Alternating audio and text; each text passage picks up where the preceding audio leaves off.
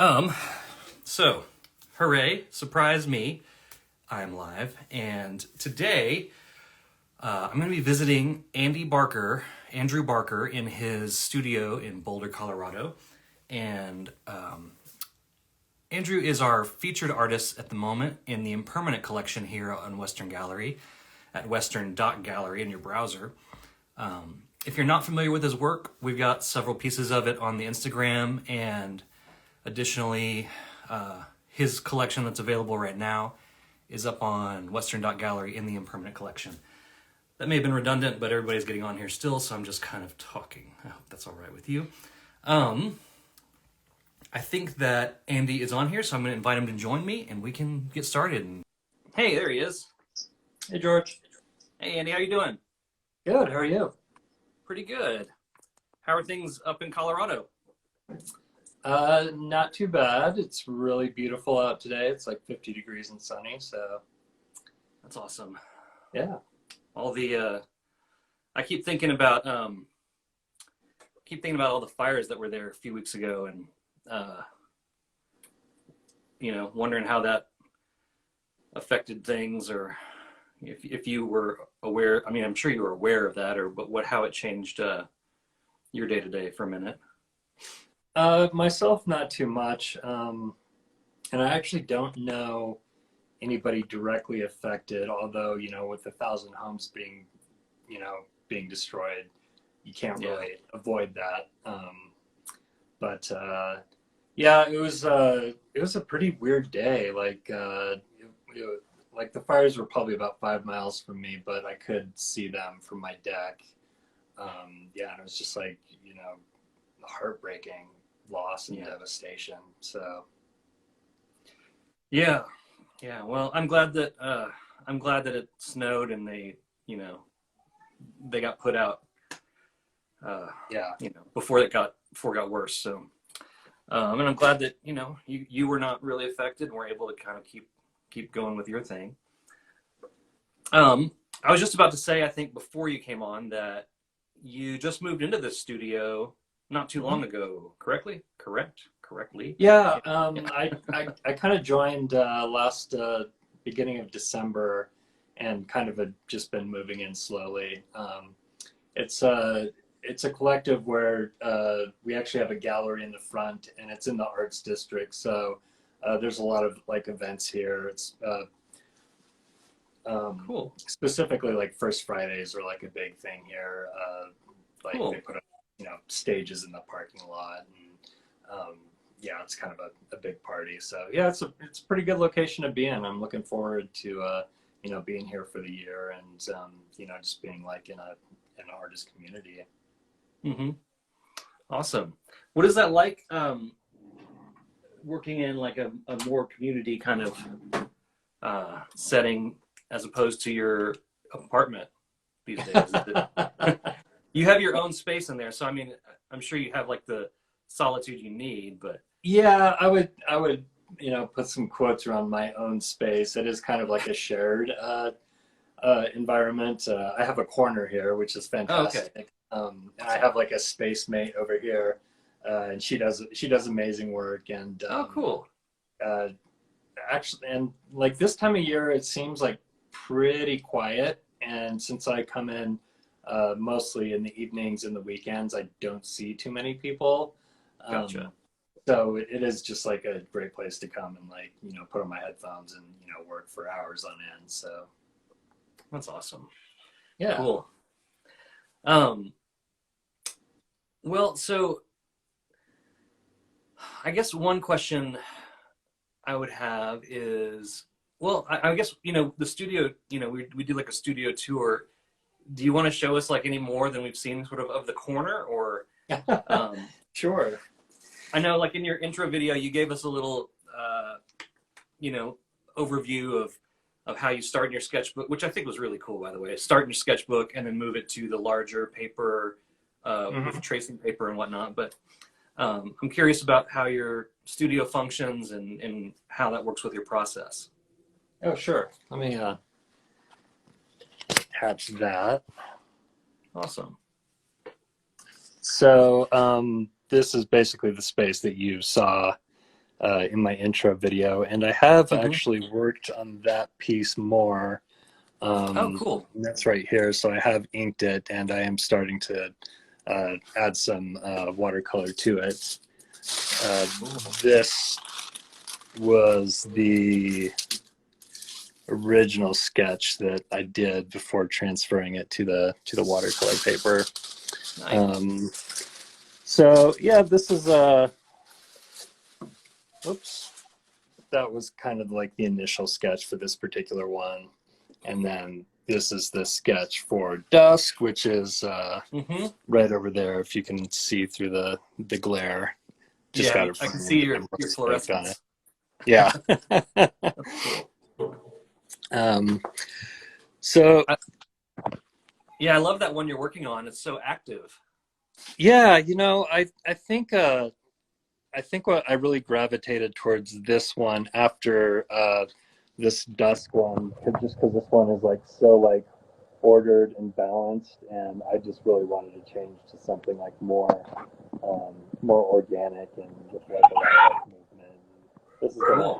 end up I like think, being really. Andy, I think you might be covering up the microphone on your phone there because it's muffled. Oh, can you hear me now? Yes, that's better. Okay. I was saying that this one's just going to be like super hyper detailed and a lot more organic and um, a lot more movement to it. So, Cool. um, Can I ask another question about this one in process here? oh, absolutely. Um, so you've started kind of putting on the watercolor. Are these going to be are these layers of watercolor, or are these pieces right here more or less done and you're going to be just continuing on like the rest of the other sections? Oh, absolutely layered. Uh, Basically, what I do on the first pass is just kind of get the values done in the particular cue that I'm going to be working with, Uh-huh. and that way I can really just kind of like map out like what's going to be in front, what's going to be in back, like where my like conflicts as far as contrasts go, because with watercolor, of course, you can't ever go lighter, at least not Right. easily, or Yeah. make it look nice and do that. So yeah, it's a layering process, and so yeah, like I, even though this is like I think it's Davies gray, which is like this greenish color, and then the purplish Hmm. gray is just called like a neutral tone. So like I said, I just want to kind of get the values in there before I start adding more pigment. Gotcha. So Cool. yeah. Very cool. All right. So I didn't mean to cut you off there, but what else you got going on around there? Oh, okay. So just storage and all my media All right. um, for the year probably. I kind of splurged this winter. So I Cool. got paper and wood panels and everything. And then I kind of have like a little bit of a display Oh, nice. just for like, people come in here all the time for, commissions with other artists and stuff. So Hmm. just want to make sure that they know who's working here. And then this is Cool. my space mate's workspace. Her name is Kristen Ross, and she does like amazing landscapes. So I'm going to give Oh, like a cool. quick shout out to her. Nice. Um, and she's been here a long time. So she's very like, her space is very organized compared to mine, it feels like. Gotcha. But you've got your easel and your work table and just like your supplies and you're set to go. Yeah, pretty much. I imagine I'll probably add more stuff to it kind of as I grow into it. Hmm. Um, and then Cool. Oh, this is wow. basically Yeah. just like yeah, it's a warehouse setup. So there's 6 or 7 artists along there. And that's me back in the corner again. And then the owner of the collective, Tiffany, her space is back there, and I think she does a lot of like encaustics. Mm. So she has some crazy equipment, and then we have a kiln because we do have a ceramicist here, Oh, that's great. and there's a private studio upstairs, Hmm. and then What's the name of the collective where you are again? It's called the Crowd Collective. Crowd Collective, and it's in Boulder. Yeah. In the, you said the Rhino Arts District, so it's North Boulder Arts District. North Boulder. Oh, Rhino's in Yeah. yeah, in Denver. North Kitchen, Boulder. Narwhal. Oh, gotcha. Cool. And then we have private studios as well. Cool. And then this is our gallery walls. We had like a miniature show for the holidays, and this is basically what's still up. Cool. And then the front door and garage door goes out to the parking lot. So Yeah. Awesome. What a great space. Yeah, it's really fun. So there's This reminds me, I went and toured, what are they called? Contra Common outside of Austin. And it's another kind of collective gallery studio space. And it was inspiring to see how well that one was run. And I'm glad to see that this one is doing good things in your neck of the woods too. Yeah. Cool. So Andy, I know that you have been, I guess, for like the past 5 years, you've been much more serious about your work. I don't know if you can hear that. My children are screaming in the other room. And so in what we're showing right now in the Impermanent Collection, you've got works from, I guess, like probably spanning across several years. You've got some from like as far back as 2019, maybe 2018, I'm not sure. And then several that you've made, very recently. And there is definitely a cohesive style, but I'm curious if you can, if you've had any realizations about how your style might have evolved over those years and between those pieces. It's funny. I tend to try something new in almost every piece that I do, even if it's not perceptible. There's something that I'm doing differently, just to kind of test it out. But I think like the biggest changes for me have been the speed with which I work. Like I can get like the compositions down a lot quicker and get the line work down a lot quicker, which is like a huge help. Sure. But I'll look back at some of those pieces that I did 4 or 5 years ago, and there's some techniques and stuff that I've kind of abandoned that I'd like to come back to, because there was kind of like like my approach was naive, but there's something about them that really works. I try to like, look at my older pieces and just take mental notes and recapture some of those ideas and figure out a way to do that works for you, knowing what you know now, I guess. Exactly. That's cool. I mean, yeah, because they all feel very cohesive to me. But yeah, I was surprised when I kind of like was looking at, I guess in your signature you usually date them, and so I noticed like some older dates, and I thought, I didn't even know that was the case, but that these were made a year or two ago, 1 or 2 of them, and I think that like Stag, for example, I think was made a while back, and I was wondering if like maybe you had moved away from like such a hard stylization, or like if that was something that you used to do more of, or if that was just kind of like like a little bit of an outlier. I think that piece is a little bit of an outlier, and that actually like that like geometric nature of that one is something that I would like to go back to and explore more of at some point. That's a cool piece. Yeah, thanks. Yeah. It's actually been my my best-selling print over all these years, and nobody's bid on the original yet. So interesting. Yeah, it's one of those pieces that I always like when I do shows. Like I hang that up in the most prominent spot because it is like really eye-catching, and it does stop people. So even if it hasn't sold, it has been helpful. Right. Well, and I think that your work in particular lends itself really well to producing prints. You know, It being does. in that ink and watercolor, it's like it's a flat on white paper kind of naturally medium. You know, it feels at home like that. So it makes a lot of sense that people would, you know, want prints of this. But these It, originals are still very special. yeah, yeah. Um, cool.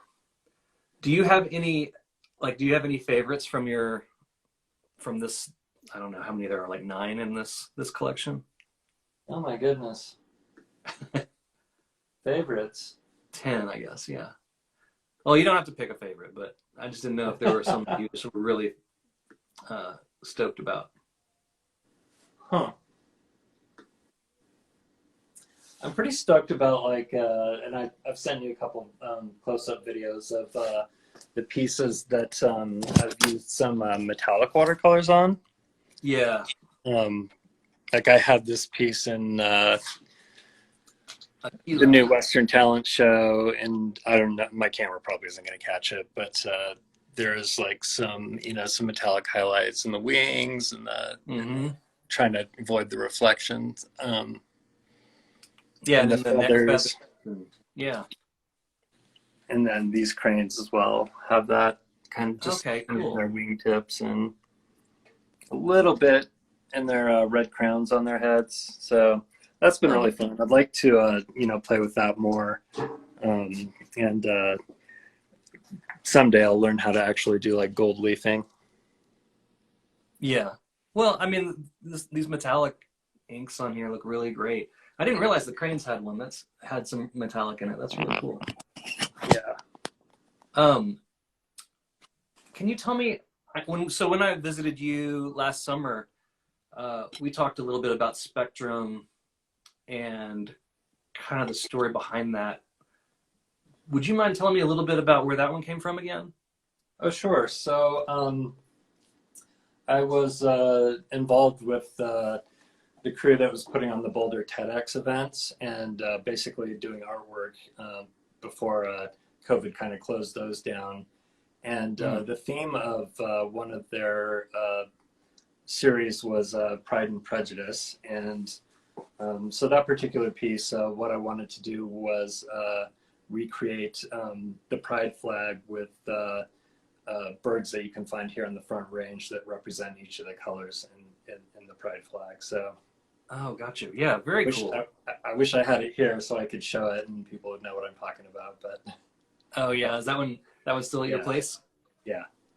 Yeah, that one's such a cool piece. I don't know, I just really love how each of the birds like really kind of like makes it flow from one section to another. And I mean, as you know, I love a good rainbow painting, so so that checks that box for sure. Awesome. So you have a couple pieces that you've done on wood in this group of works. Mm-hmm. What can you tell me about like what it's like to work on like the wood panel like that? I know that you mentioned again in your intro video. If you guys haven't seen it, go check it out. You like how the medium can come, or the medium will allow the surface to come through a little bit. Yeah. But there's something really cool about drawing or painting like these natural scenes. I feel like on such a natural surface. Did you just, you know, get a wood panel one day and thought you'd just go direct on it instead of priming it, or? You know, I saw some other artists working on wood, and not too many actually used watercolor. So I just did a little research on how it was done, and I think I did try one without priming or treating it first. But what I learned was that you want to cover the wood with what's called watercolor ground. And that's basically allows the surface to act like watercolor paper, and keeps the paint from really being absorbed too much into the wood. Um, Gotcha. but yeah, it really produces some nice textures, and like each ribbon or strand of grain in the wood will sometimes like interact with the paint differently, Mm-hmm. and it's always just kind of an adventure. And I really just like being able to see like the wood grains through the pigment. So Yeah. Cool. Very cool. Um, Looking at this one, Thistle, and thinking about, we've talked in the past a little bit about how I think, you try and capture sort of um, like the spectrum of life uh, and death, I guess, in your work. Um, is that something that you're still considering when you're making new pieces, or was that more of a stylistic choice previously? oh, I think I do kind of incorporate that. It's just not necessarily consciously. Mm-hmm. Um, so I was just actually thinking about that in terms of this hawk piece that I'm working on, and why I have like the three different stages of the sunflower, kind of like the initial bud, and then the pretty phase, I guess, and then kind of like the gnarled older phase. And Gotcha.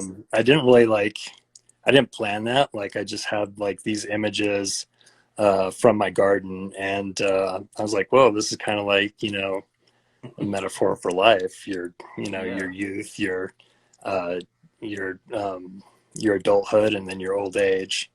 And I actually decided to draw this particular kind of hawk. It's a sharp-shinned hawk because I found one that had just hit a window and Oh.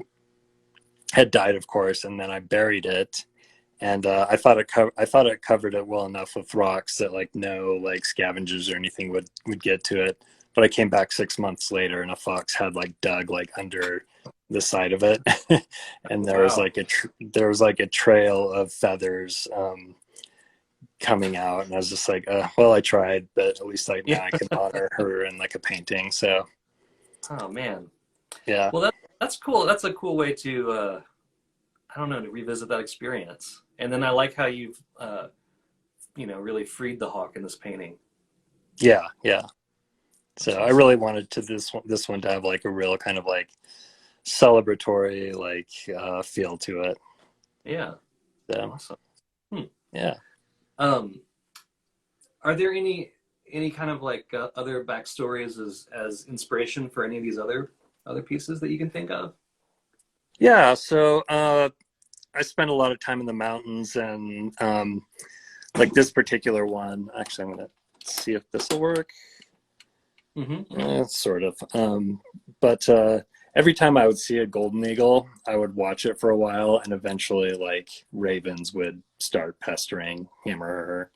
Hmm. Um, and that happened like several times over like the course of a year, and I was just like, oh well, I feel like painting an eagle, might as well paint him how I see him.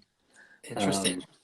um, and then this grizzly bear was actually inspired by a trip I took up to the Tetons in 2019, Mm-hmm. and I watched a couple of grizzly bears like chase elk around a meadow for I don't know 20 minutes or so, and I had always like kind of wanted to capture that, but never really could like get my mind around like how I would. So I just decided to do a grizzly bear in tall grass. So um, Gotcha.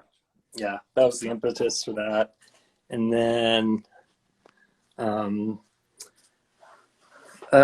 my family actually has a cabin in the Uinta Mountains, and so I go there quite a bit. And it's a crane, like a stopover spot on their migration, and so I Oh. see cranes there a lot. And I've actually like identified a few different spots where they return to. I think it's Huh. like the same individual or pairs. So when I'm there in like the spring or the fall, when they're, in the middle of their migration, I'll go to these spots and like, I will always see like the same cranes there. Wow. So yeah, that was kind of the inspiration behind this piece. And the first time that I ever saw cranes, I did see them dance, and that was the only time that I've seen them since. Hmm. So yeah, I Wow. just kind of wanted to capture that. That's Um, really cool. yeah, I think those are the pieces that have real kind of like real life inspiration behind them. Hmm. So Very cool. Is this like Aquila and your, are these Latin names? some are Latin, some are Nordic. I like one word titles for some reason, and typically animal names are prettier in other languages than English, so Gotcha. it gives them a Okay. little bit of flavor, So Oh yeah, definitely. I mean, it's way more interesting to say, to see something titled like service rather than deer, you know. well, I have stag already, so Right, that's true. Yeah. But that's even more, descriptive than deer. Um, Very cool. Well, Andrew, I know that you have a lot happening this year, and you've got some events and stuff coming up. What's your next event that you're gonna go show at or take part in? um, so there's a few coming up that haven't gone through like the application process, so I can't confirm them. But my next one on the books will be June. I want to say the 17th, which is going to be the Rhino Showcase, Oh, cool. down in Denver, and that'll just be a single day event at number 38, which is a food hall music venue. Okay. And then I'm likely going to be at a art and music festival up in near the Tetons called Fire in the Mountains in July, the 22nd through 24th, and those are my only two confirmed at the moment. But Cool. yeah, I'm going pretty crazy and like applying for a lot of the big art festivals in the Front Range. So I'll Hmm. likely be at those. I just can't like say for sure yet. So Yeah. Well, cool.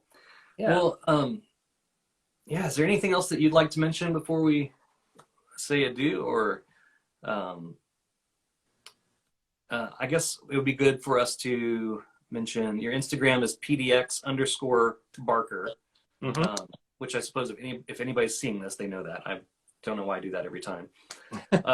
And then you have a website where you show a lot of your design work, but you Yeah, also have some of your yeah, I did redo it recently to make it more art focused. cool. So yeah, that's a great place to go to see my work as well. And Um, that's OVOWorks, OVOWorks.com. mhm. Cool. And I guess that's about it. Thank you so much for showing your work in the Impermanent Collection, and um, I, I'm a big fan, so uh, Oh, thank you. I I appreciate that. appreciate it. Yeah, thanks for Yeah, showing us around today and for talking as well. yeah, definitely. And thanks for everybody who watched and shared nice comments in the chat. So Indeed, yeah. Thank you all for tuning in, and we'll catch you next time. Uh, cool. All right. Talk to you later, Andy. thanks, George. All right. Adios.